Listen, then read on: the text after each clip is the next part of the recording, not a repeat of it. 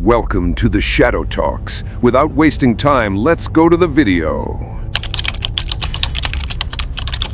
I had only been working at Tony's Pizza for a couple of weeks when that delivery came in. The address was in a quiet suburban neighborhood, the kind of place where everything feels safe and normal.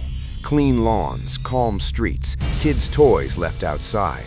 It didn't feel like the kind of place where anything bad could happen, and I remember thinking this would be a quick, boring delivery. When I walked up to the house, a woman was standing on the porch screaming into her phone. Her face was red, and she waved her free hand wildly as she argued. She didn't even notice me standing there. In the driveway, her little daughter, maybe 5 or 6 years old, was riding a pink tricycle in circles, humming to herself. I stood there, holding the pizza, waiting for her to finish.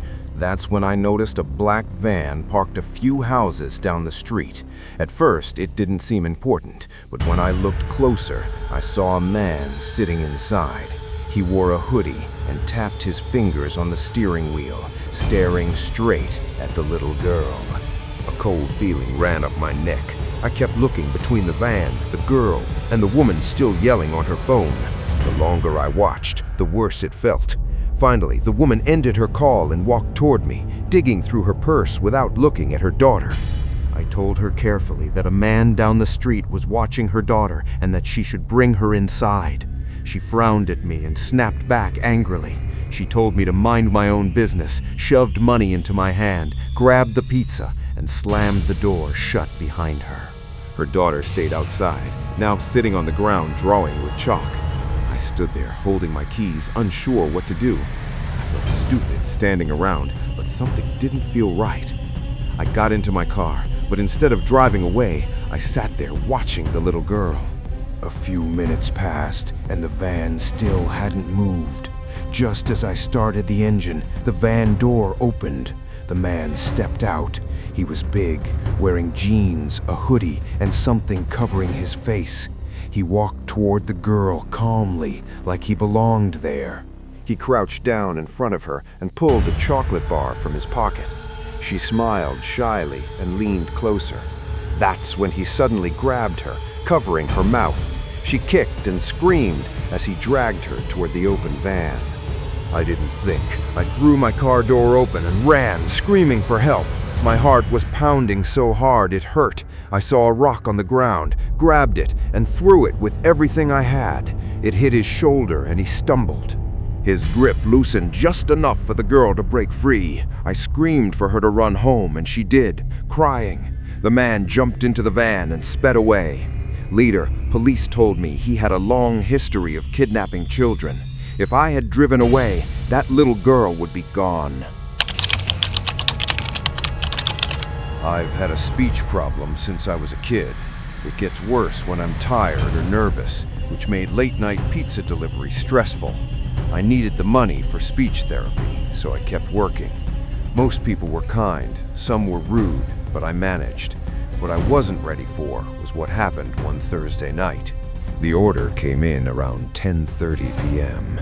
A large pepperoni pizza to a house I'd never delivered to before. It was on the edge of town. As I drove, the streetlights slowly disappeared, and the road grew darker and quieter with every block. When I arrived, the house looked old and worn down, paint peeling, windows dark, except for one light glowing inside. I grabbed the pizza and walked to the porch, already feeling uneasy, like I shouldn't be there. The door opened on my second knock. A woman in her 40s stood there wearing a bathrobe. She smiled too wide, like she'd been waiting. She told me to come inside while she grabbed her wallet. I should have stayed outside, but I stepped in. The smell hit me right away. It was sweet and rotten, heavy in the air. My stomach turned. I tried to breathe through my mouth and told her I could wait outside, but she just smiled and walked deeper into the house. She noticed my stutter and spoke softly about it, saying she felt sorry for me. Then suddenly, a bright flash blinded me. She laughed, holding a Polaroid camera. My heart raced as the photo slowly started to appear. She placed the photo on a small stand near the stairs. My wide, scared eyes stared back at me. When she grabbed my wrist, her grip was strong. She said her husband used to stutter too, and tears ran down her face as she smiled. Her voice suddenly changed. It sounded flat and empty. She told me her husband never left her. She said he was still downstairs and asked if I wanted to meet him.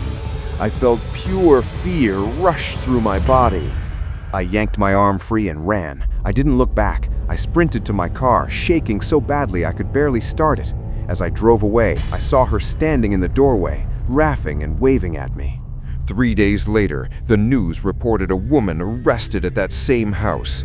Police found her husband's body in the basement. Detectives told me if I had gone downstairs, I probably wouldn't be alive. I quit that job the same week. I still dream about that smell. It happened on a Wednesday evening in October. My husband was working late at Tony's Pizza, and I was at home having dinner with our 7-year-old son. Everything felt normal and calm. When the doorbell rang around 7:30, I didn't think anything of it and walked toward the door.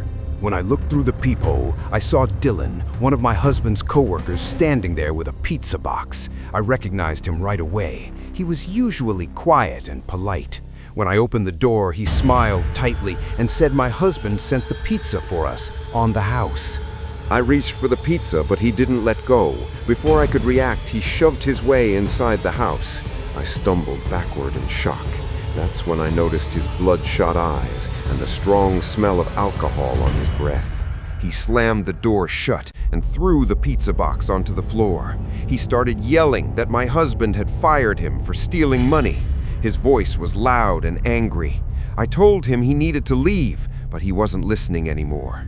Without warning, he grabbed my hair and yanked me backward. Pain exploded through my head. He slapped me hard and my vision went white for a moment. I tried to scream, but fear locked my body in place. That's when my son ran into the room, screaming for him to stop. I yelled at my boy to run, but he froze. The man dragged me across the room, shouting that this was my husband's fault and that I was going to pay for it. He pulled a gun from his jacket and pointed it at me. I begged him to stop, telling him I had a child. That's when my son ran at him, hitting his legs and screaming to leave me alone. The man shoved my son away without thinking. My boy hit his head on the corner of the table and fell to the floor.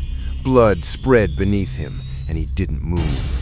The man stared at what he'd done, panicked, then ran out the door. I crawled to my son and called 911 with shaking hands. I pressed my hands against his head, begging him to wake up.